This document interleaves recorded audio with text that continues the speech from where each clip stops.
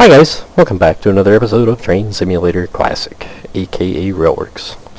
And today we're going to be taking a look at something that should look a little bit similar, but it is different, I assure you. So, this is the GWR 2884 class 280 freight locomotive, available from Steam Sound Supreme.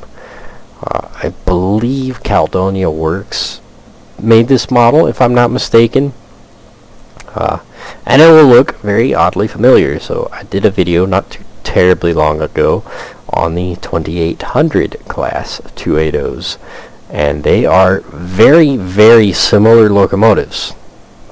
The bare basic design at its core is much the same, with some relatively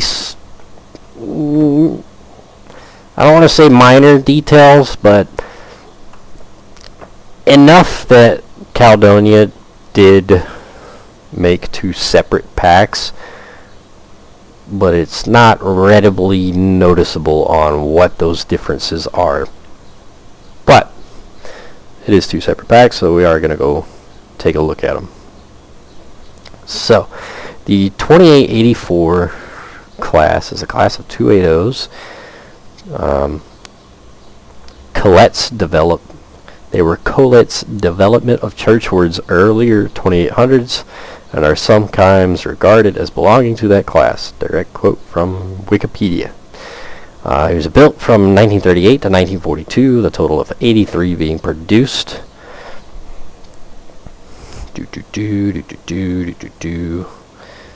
9 are preserved, with the remainder scrapped.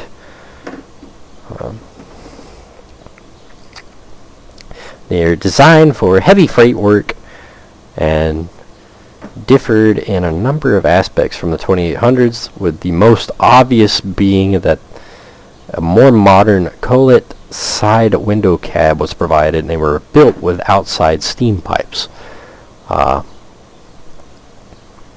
See, stuff like that I would not have readily sat down and noticed. Now, for a bit of a good reason, these locomotives are absolutely horrible for causing out-of-memory errors. So as such, I unfortunately can't go over all of the pack, or even a handful of the pack, because this one single locomotive took me 4 tries to get it down without having an out-of-memory error, and I still can't guarantee that we're not going to have an out-of-memory error while trying to make this video. These are horrible, and so are the 2800s, but I can usually get 1 or 2 of the 2800s down and be fine, but these I have had very consistent out-of-memory errors with. Fair warning.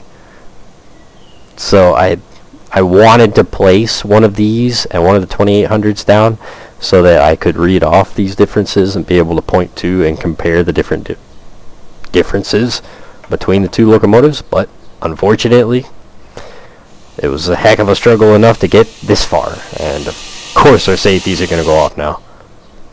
Much better. But yeah, anywho's, between 1945 and 1947, coal shortages caused the GWR to experiment with an oil-fired 2800 locomotives. 8 of the 2884 class were converted to be oil-fired, so that's kind of cool.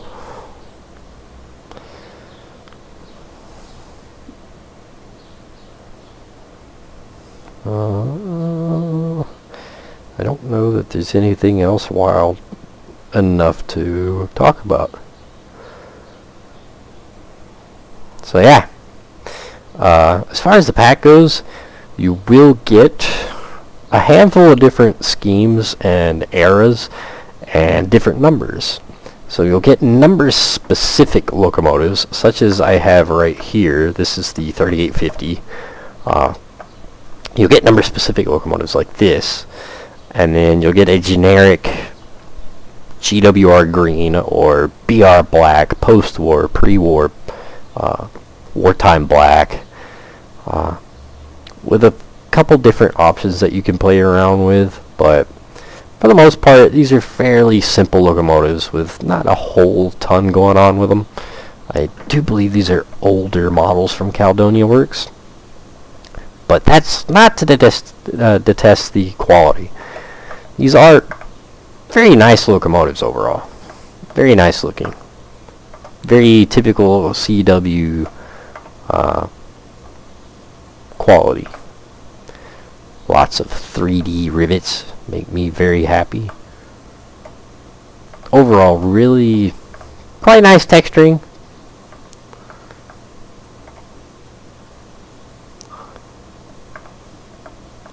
I don't believe these have a modeled frame, or modeled inside valve gear and whatnot inside the frame.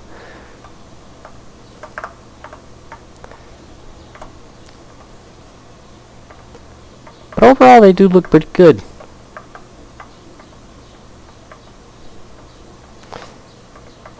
It's kind of cool. You can see the tender bracing. It's cool how they did that. I like it. I have mixed feelings on the red. It almost seems like it's too unnaturally vibrant. Maybe that's just me. Maybe that's the lighting. I don't know, but it very much looks extraordinarily vibrant and almost lighted compared to the rest of the locomotive.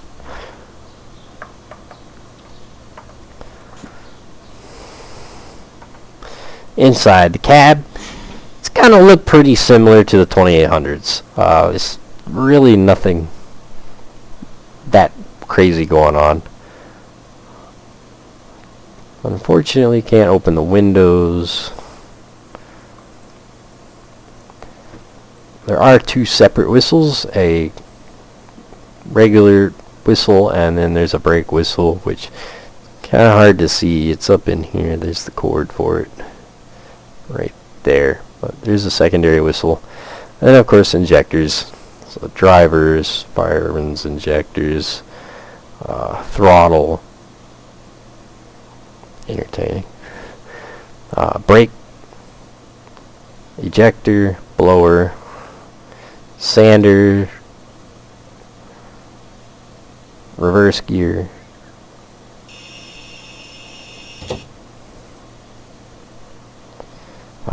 the acknowledgement, the ATC override, cylinder cocks, firebox, cab light. It's actually kind of cool. I like that feature. Just a little lamp on the ground. Dampers.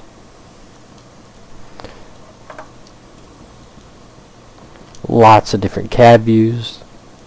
Driver's seat, fireman's seat.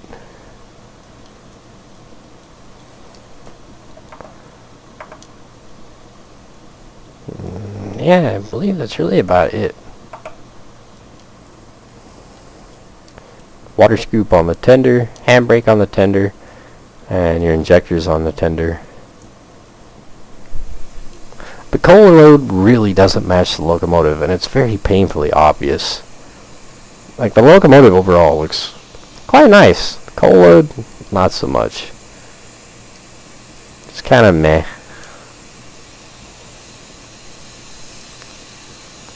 Everything else actually looks pretty good.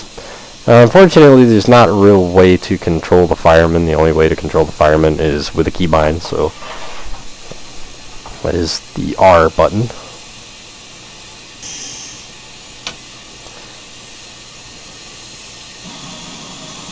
You do have to open your injectors to drain your brake pipe.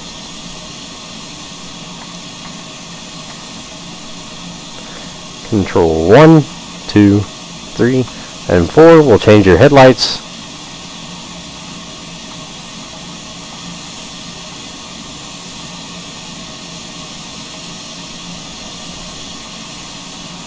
Should have killed their brakes all the way.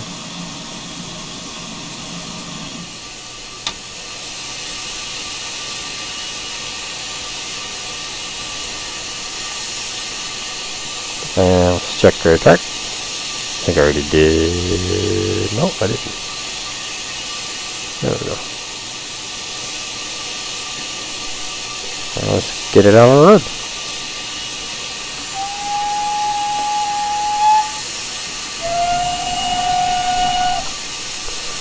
Brake whistle, that's a pretty common whistle sound on a lot of Victory Works GWR models. Nothing fancy there.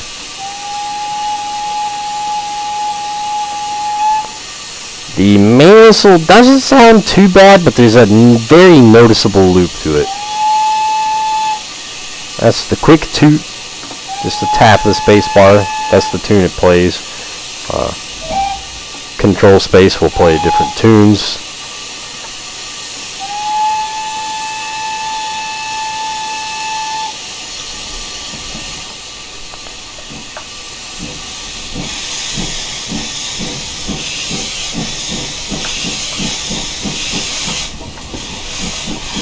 Now I forgot to add cars, so we really don't have a load for it to pull, but oh well.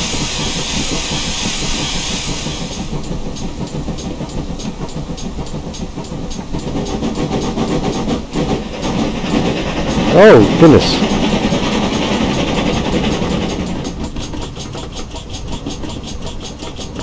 The Steam simulation isn't quite as in-depth as Victory Works models are. It's definitely there, but it's not as well modeled as it could be, I think. But the sounds, the chuff sounds and whatnot, are really nice. And it looks pretty good while it's underway.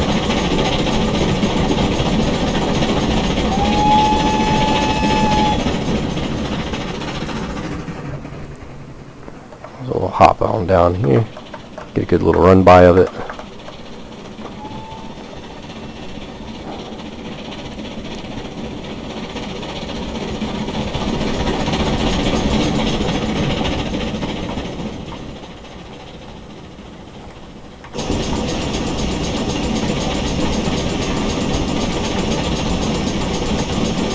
Now these are not fast locomotives, they're not built for speed, they're built for heavy haulage, so you're not going to be racing along at 90 miles an hour with the express locomotives in these. But it does run pretty nice. It really does. I really enjoy the water dripping from various places, like the cylinder cocks right here, and back here for where the injector overflows are. The reverse gear is animated.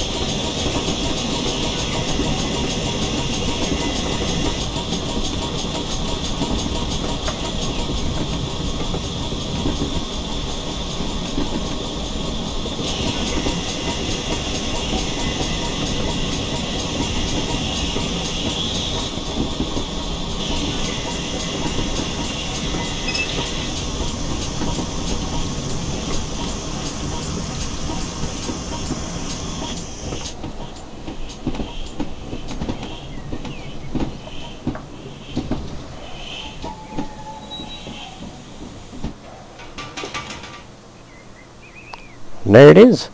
Overall, I really like the sounds, and I actually really like the exhaust smoke here. It's just idle smoke is really nice. But yeah, I really like the sounds. Like, the one and only real issue with the sounds is that whistle loop. That stitching's a little bit too noticeable. But the chuff sounds and whatnot, really nice. The braking sounds are really nice. Even the idle rolling sounds are really nice.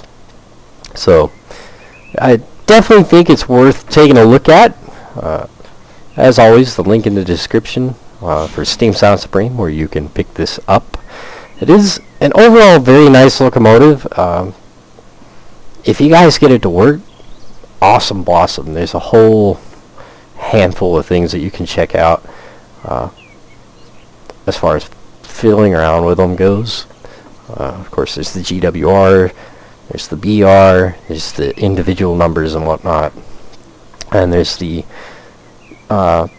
different little cosmetic details that you can change on them. But as I said earlier, unfortunately, these are absolutely notorious for giving me out of memory errors, so I cannot say whether or not you'll have that problem. That's just my experience. So I haven't gotten to have a whole ton of fun with them, but definitely don't let that necessarily deter you from checking them out. I definitely sat for a while on them, just now really kind of getting a video on it, but really nice locomotive. Definitely go check them out. So hope you guys enjoyed the video, and I will see you next time.